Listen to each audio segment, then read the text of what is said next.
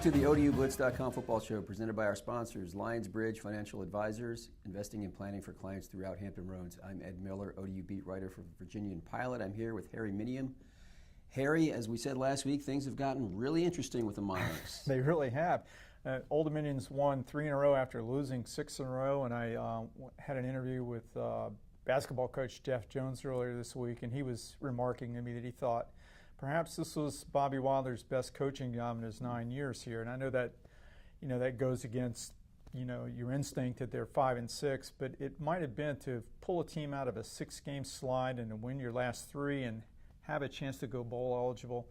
That's a pretty good coaching job, I think. It may have been his best because a lot of teams, after 6 losses would just sort of pack it in.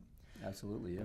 So ODU defeats Rice last weekend. And for those of you who weren't there or haven't seen the game, go to your ESPN app and toggle down to the last 2 minutes.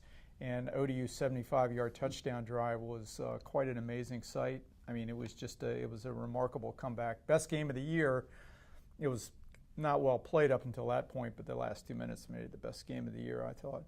Yeah. What were your takeaways from the game, especially on freshman Stephen Williams and his performance? Yeah, certainly the most dramatic game, if you talk about just the finish, was really, really compelling. ODU was up 17-7. I think they let their foot off the gas a little bit. Rice scored twice in the fourth quarter to go up by 4. ODU gets the ball with 2:05 left, 75 yards to go, and Stephen Williams engineered a just about perfect 2-minute drill. Running and passing, he accounted for 70 of 75 yards on his own. Really one of those moments you could point to and say, maybe he grew up. Bobby Wilder talked extensively about what that can mean for a young quarterback, games on the line, having to lead your team to a victory. Now that he's done that, you'd think his confidence would be off the charts. He's a pretty confident guy anyway, but this has really got to help him in that regard.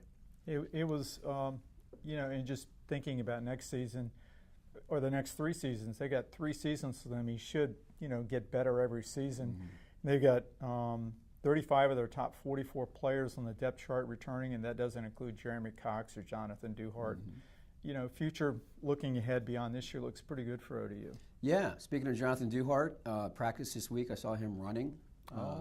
He had a broken foot, just to refresh your memory there. He's been at practice every day in a boot, standing on the sideline, juggling a football, just trying to stay part of the team. Saw him yesterday actually doing some light jogging around the practice field, so that's a good sign for him. Yeah, that's a terrific sign. He'll be back next year. It'd be obviously crazy to try to bring him back this year. I'm sure he's not ready, and it wouldn't be worth the red shirt anyway. But so he's on his way back, and as you say, the future's pretty bright. This year we still got some football to play, possibly more than one game if ODU wins Saturday. Harry, you've kind of looked at the bowl situation. Well, we both looked at different parts of the bowl situation. I looked at the numbers, and here are the numbers. There's 70 teams right now eligible for the 78 bowl bids.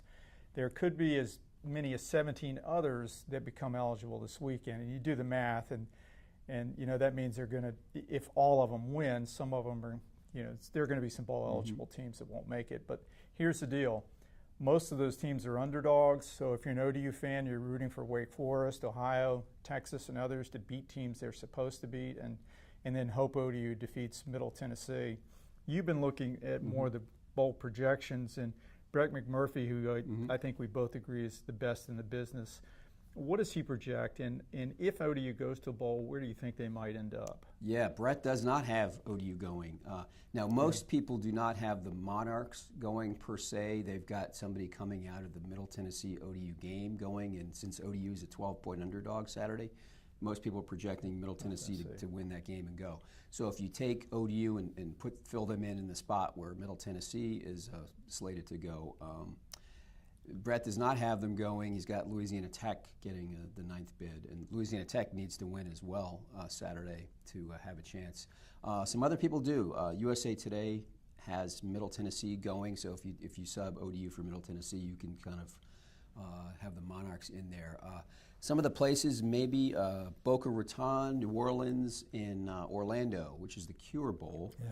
That's a nice place to be in December. Yeah, But as Wood Selig said, a 6-win team, which ODU would be, is not going to have a pick of games, to say the least. I mean, there could be 8 teams in this league with 7 wins. Yeah. So presumably they'd all have, they'd be higher in the pecking order than ODU. So I think at this point the Monarchs would kind of take what they can get. Yeah, I mean, when I talked to Wood this week, he said basically it's back to the old system where the bowls choose, and the league has nothing to do with it once you get beyond your designated bowls. And, Conference USA has only 6 designated bowls, so they're beyond that. Yeah. There's one area, just one subject I wanted to touch on, and that is I've seen some snide comments on Twitter and Facebook about, even if they go to a bowl game, they don't deserve it. Well, I don't think that's an accurate statement. They are 5-6. They did lose 6 in a row, but let's look at their schedule. They played North Carolina and Virginia Tech, 2 Power 5 schools. If they'd only played 1 Power 5 school, they probably win against another FBS team, mid-major FBS team, and then they've got the 6 victories.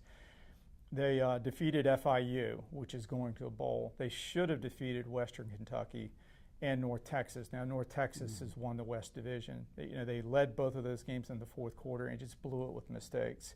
If they beat Middle Tennessee went to the Carrier Dome and defeated Syracuse, an ACC team.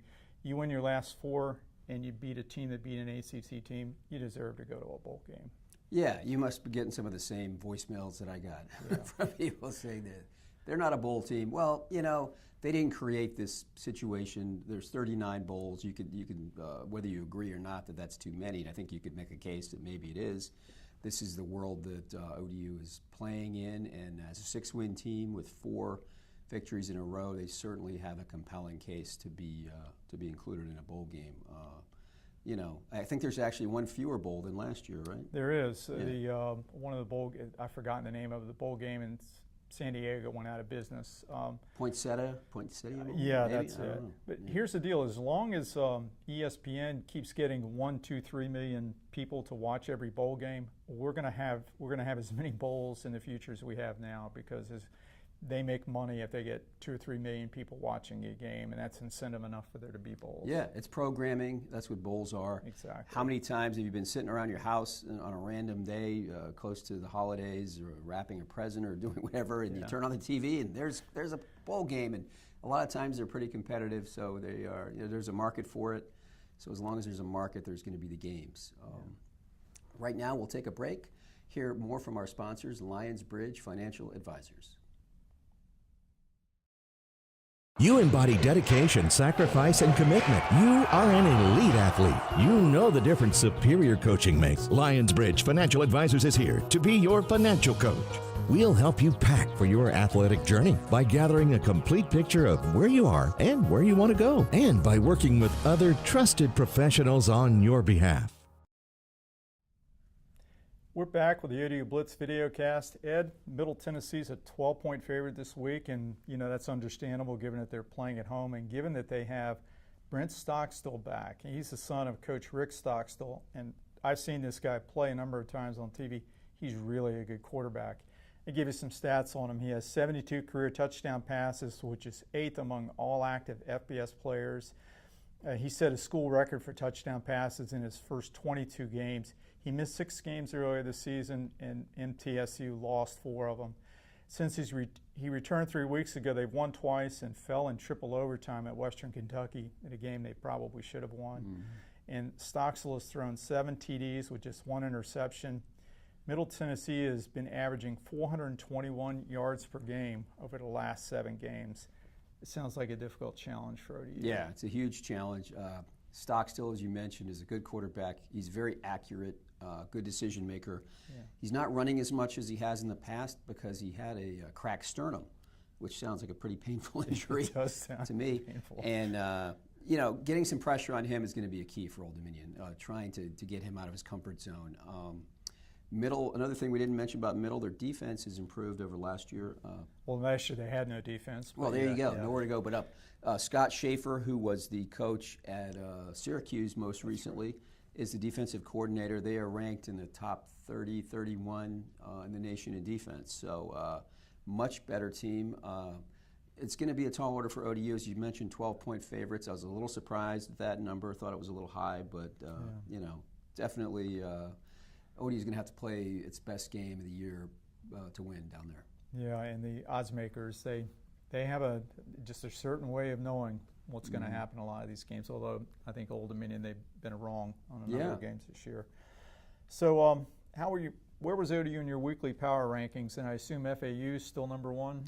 FAU still number one. FAU is getting votes in the top 25. FAU could win 11 games if they win out. They've got one more game this week. They've got the championship game and a bowl game. Yeah. So 11-3. I think if they get there, they will be ranked. Apparently, applications are way up at FAU. It's like the Lane Kiffin effect, the Doug Flutie effect, the Lane Kiffin effect. But he was worth every dime of the $900,000 for sure, just in publicity alone. Yeah, they're number one. North Texas number two, who has won the West. UAB hanging in at 3. After that, it's kind of a muddle. Southern Miss is in there. We got UTSA. We've got Western Kentucky. A bunch of teams. I've got ODU at 9 right now. Actually got them ahead of Middle Tennessee just based on the body of work so far, but certainly, you know, the Monarchs. Then we've got the same 3 at the bottom that we've had all year. We've got the Rice Owls, we've got Charlotte, and we've got UTEP. So there it is. And speaking of CUSA, let's look at this week's games. We have a Friday night game. Yeah, another Friday night game. Western Kentucky at FIU. It's really a good battle of 2 great quarterbacks. Well, at least in Western Kentucky's case, a great quarterback. Mike White is a Fort Lauderdale native. Passed for nearly 500 yards, 5 TDs, and no interceptions against Middle Tennessee last week. Alex Magoo, he's a really good quarterback for FIU. Yeah, should be an entertaining game. Yeah, Magoo is good. FIU's been on a little bit of a slide. They did not put up much of a fight in the Shula Bowl last week, so they'll be looking to bounce back. FAU crushed them as badly as they crushed ODU. Yeah, sure did. FAU's just on a roll. So that's the Friday night game if you're inclined to watch that. Saturday we've got North Texas at Rice. Rice, we saw last week, has got some good players, a handful of good players. Not really a good team, obviously, at 1-10, but they played hard. Yeah, that would really impress me how hard they played. I mean, they all know that David Bailiff is probably getting fired at the end of the year. They've got nothing to play for, and yet they really tried to beat ODU, and I thought that was pretty commendable. Absolutely, almost did. UTEP at UAB in the battle of the teams who go by their initials. Yeah. UTEP, I mean, 0-11, 0-7, probably thinking let's get this thing over with. Yeah, I think they're going to be 0-12. UAB would set the record for most FBS wins and Conference USA wins with a victory. I think they'll do it. Yeah. And another game, not much of on paper of a matchup. FAU, who we've talked about at Charlotte, who's 1-10. FAU is rolling. Just a question of how much they put into this, as to what the score might be. But Brad Lambert, the Charlotte coach, he seems like a really good guy. He's well respected in the coaching profession. To build an FBS program in just 4 years, it's a very difficult job. He's got. I hope they give him a chance, but we don't. I guess we'll find out in a few weeks. Yeah. And then what I would say is maybe one of our 2 games of the week, if you will, or maybe even 3 if you talk about the Western Kentucky FIU game. Southern Miss at Marshall. That's an interesting game. Marshall's dropped some of late, including last week at UTSA, 9-7, which was about what you expected between those 2 teams, 2 best defenses in the league. Marshall is 4-1 at home. They could get to 8 wins in the regular season, which would be a nice bounce back win for the Herd. Yeah, bounce back season for the Herd. I think they were 3-9 last year. Here's a stat. Marshall is 155-31 at Joan C. Edwards Stadium, which I keep forgetting that's the name of their stadium. They won almost 84% of their games in Huntington. That's the best winning home percentage in FBS, so tough place to win. Absolutely, and UTSA at Louisiana Tech, a game that has some implications for the Monarchs if they're able to win. Louisiana Tech is 5-6, trying to get to bowl eligibility. An attractive team, I think, for in a couple of places, maybe Shreveport, Yeah. Perfect for Yeah. Shreveport. Yeah. Because they're just like 40 minutes away. Right. Yeah. So they're a team that would most likely get a bid if they were to get to 6. So that's a game to watch. UTSA is defensively a very stout team. This is kind of a toss-up game, I think. And if you're an ODU fan, you should be rooting for UTSA, if you want ODU to go to a bowl game. Yeah. And speaking of ODU and bowl games, they've got to win Saturday. That's, as Bobby Wilder rightly said, we can worry about all the scenarios, but if we don't get our 6th win, none of it's going to matter. So how do you see it going, Harry? I think it'll be close, and it's a game ODU could win. I think it's going to be a high-scoring game, but I just think it.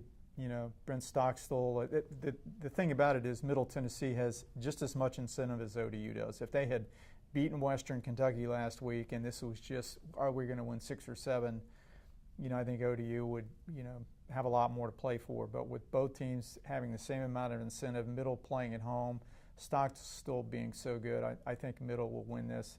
I'm predicting 38-30. Yeah, I agree with you, Harry. I think it's going to be that kind of game. I think back to the North Texas game, which was a good offensive team. ODU hung with them, and I see another, 34-28, something like that. I see Middle Tennessee winning. ODU's been living on the edge, to say the least, for 3 weeks. To do it 4 weeks in a row is asking a bit much on the road against a team like this. So. We'll see what happens, but I don't see them getting this one, and they'd finish the season 5-7. Yeah, which is not what they wanted to do, but given where they looked after 8 games when they lost 6 in a row, this is a much better place than they thought they'd be. Yeah, and they're playing meaningful games in November, which is, as Bobby mentioned, week 12. They still had something to play for, which I think for a team that was 2-6 is unexpected to say the least.